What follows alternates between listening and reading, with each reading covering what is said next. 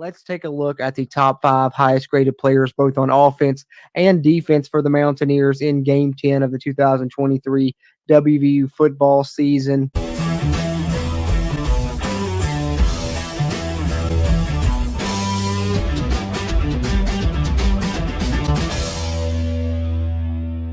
But before I get into this, just wanted to give you guys a quick reminder, if you would, hit that like button, give us a thumbs up on this video. It really helps not only its performance, but future videos performances here on the channel as well. And if you're a West Virginia fan, Big 12 fan, college football fan, be sure to hit that subscribe button. Helps us, helps you, helps get more of this Mountaineer sports content out to Mountaineer Nation. Having said that, let's get into it here. Leading it off with the defensive side. And, of course, I know terrible game for the West Virginia defense. Obviously, we all saw that, firsthand against the Sooners. Probably the worst of the season for sure, I would say, in my opinion. But still got to continue to feature here and talk about these defensive player grades. But I think you'll see as we go through them, something will stand out. I'll talk about it as we wrap them up here on the defensive side. But let's run through these really quickly. We'll try and keep it brief here on the player grades. Know everyone's ready to get this Oklahoma game kind of done and over with. So leading it off at number 5, Jalen Thornton here, and that's the defensive lineman, of course, the legacy player, son of the great John Thornton, one of the all-time greats here at West Virginia. He comes out with the 72.0 defensive grade against the Sooners, and he has really looked good the past couple of weeks. Actually, he's been a bright spot on that defensive line. Got a sack in the game there on Dylan Gabriel against the Sooners, and I thought he's performed well now 2 weeks in a row, and glad to see him really starting to come on now here in his Mountaineer career. And then at number 4, we get Hershey McLaurin, who glad to see him work his way back from that injury he suffered a few games ago. Him and Marcus Floyd continue to kind of split action there at that spear position, but Hershey McLaurin has looked good when he's been healthy, and glad to see him getting back to being more of his healthy self. Talk about it more in snap counts here momentarily. You'll see him getting close to overtaking the snap counts there at the spear position yet again, and I think he may do that over these final 2 games. And he's performed well for the most part this season. Does it yet again, 4th highest grade of Mountaineer on defense against the Sooners with the 72.4 grade. Then at number 3, we get Hammond Russell, the West Virginia defensive lineman, coming out with a 78.5 grade, coming from the nose tackle position. So, as bad as West Virginia was dominated in the trenches in this game, I was surprised to see, so many defensive linemen pop up on the player grades here for the Mountaineers. And we get another one here as the 2nd highest graded defensive player for West Virginia in this game. And that, of course, was Tomi Durajaye, coming out with the 83.3 grade. And he's a guy that's really got just a ton of potential. We've seen him have a great season right now. He's only a redshirt freshman playing in a reserve role. So just the tip of the iceberg of what type of player I think that he can be. And looking down the line here at West Virginia's defense, I think next season he's really going to be a force. And then the top player grade for West Virginia, definitely making his first appearance here this season, I think on the top 5 in general, but certainly his first appearance as the number 1 highest graded player on defense. And how about Caden Bizer, recently earning a scholarship here prior to the season's beginning, and here he is coming out as the highest graded Mountaineer on defense here in November. 83.5 grade, just edging out Tomi Durajaye to be the highest graded Mountaineer on defense.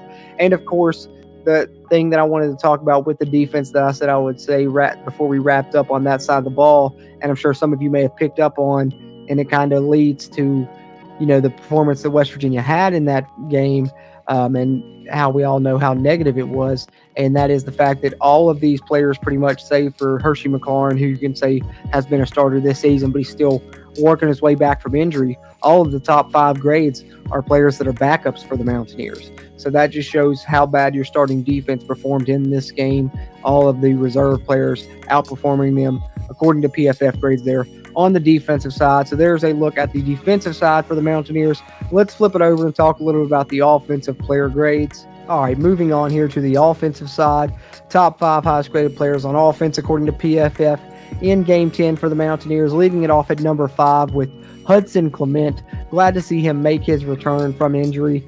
I mentioned it in our review podcast. I don't think he's 100% quite yet, but West Virginia used him in a couple critical spots on that late drive there to end the first half when they got some points there right before halftime, and he caught a crucial pass to convert a third down for West Virginia, and then nearly caught a pass in the end zone that, of course, led to West Virginia's touchdown after the pass interference that was called. And he comes out with a 65.5 grade, and hopefully he's going to be 100% come this weekend. And if so, he can make some plays. Let's not forget, before his injury, he was leading the nation in yards per reception. He's been very impressive here in his redshirt freshman season, and that's the thing I keep trying to hammer home about this West Virginia offense. They played good in the 4 games prior to this Oklahoma game, and they didn't necessarily play bad. You look at the numbers; they still did some good things statistically.